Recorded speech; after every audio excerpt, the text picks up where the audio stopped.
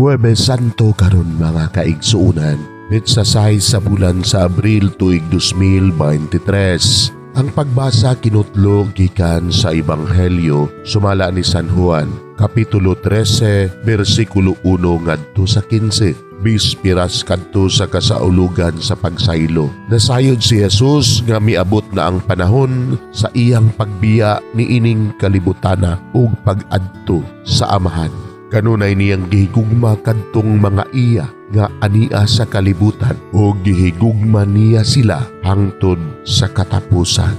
Nanihapon si Jesus og ang iyang mga tinun-an niadtong taknaa, gitisok na sa yawa ngadto sa hunahuna ni Judas nga anak ni Simon Iscariote ang pagbudhi kang Jesus. Nasayod si Jesus nga gitugyan kaniya sa Amahan ang tanang gahom ug nga siya gikan sa Dios ug muadto sa Dios. Busa mitindog si Jesus.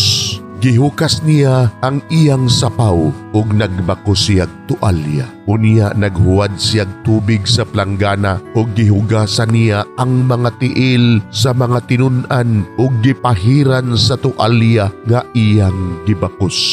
Miduol siya kang Simon Pedro ug si Pedro miingon kaniya, "Ginoo, hugasan mo ba di ay ang akong tiil?"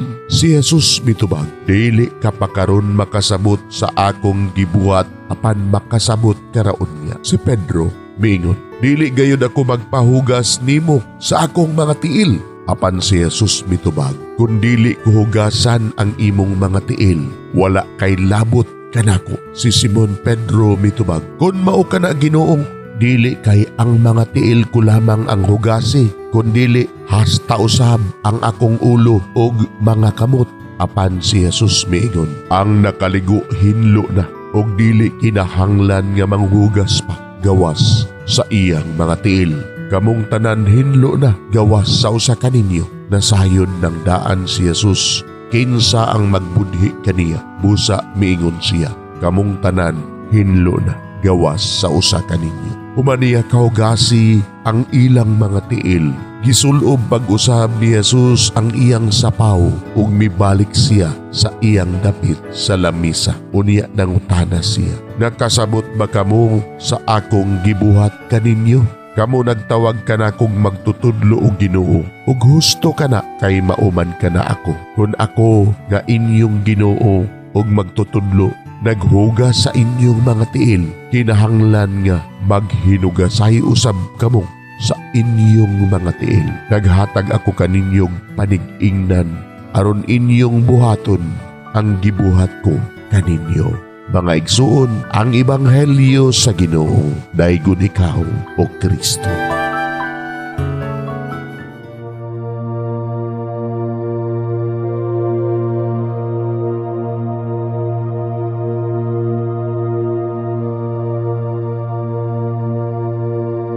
Pagampo sa dili pa magsugod sa trabaho.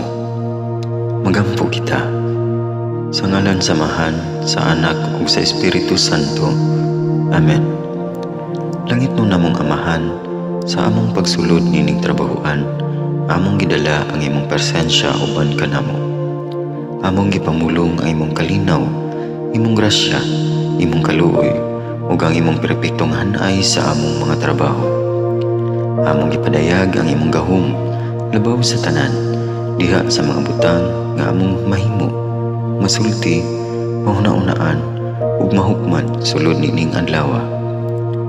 Ginoo, nagapasalamat kami sa gasa sa kinabuhi niining bagong adlaw, niining kahigayunan nga kami nakasulod sa trabaho ug mamahimong parte niining nga grupo.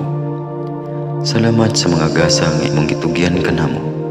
Hamong gamiton kini diha sa pagimaya kanimo. Hatagi kami sa kusog ug kadasig sa pagbuhat sa among mga trabaho. Panalangini ang among mga proyekto, mga ideya o kusog, aron sa ingon bisan sa pinakagamay namong mga kalampusan, magahatag kini sa imong himaya. Umani kami Ginoo sa among pagtrabaho nining adlaw. Puna kini nga lugar sa inspirasyon ug kusog. Tabangi kami nga magtrabaho isip usa ka grupo nga mapakita sa usag-usa ang kamaayo. Himuha kami nga maayo nga makabot namo ang mga butang nga kinahanglan namong buhaton. Himuha kini nga lugar nga puno sa kalipay ug panagihikalaay. Ug kamugaway ug kalinaw ang mapatigbabaw niining dapita. Ginoo, kung kami anaa sa kalibog, giyahi kami. Kung kami muwadaan sa kadasing ug paglaom, dasiga kami. Himuha nga ang trabaho nga among gihimo ug ang paagi sa among paghimo niini makahatag unta kini og hugot nga pagtuo, kalipay ug pahiyom sa tanan nga among mahimamat karong adlaw. Panalangini ang among mga pamilya, among Pinoy-anan, among nasod. Himuha nga magmatidud-anon kami sa pagtagad ug pag-amuma sa kalikupan ug sa tanang may kinabuhi diha sa pagbuhat kanamo sa pagkabot sa imong pangandoy alang sa hustisya ug kagawasan. O Ginoo, sa among pagbiya nining lugara, tagay kami sa imong panalangin ug kaluoy sa among pagbiyahe.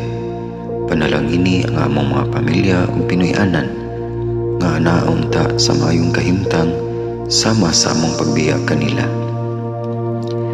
Ginoo, salamat sa tanang butang nga imong nabuhat, sa tanang butang nga imong gibuhat ug sa tanang butang nga imong buhaton pa. Sa ngalan ni Jesus, among giampo diha sa tumang pagigugma ug pagpasalamat. Amen. Sa ngalan sa Amahan, sa Anak ug sa Espiritu Santo. Amen.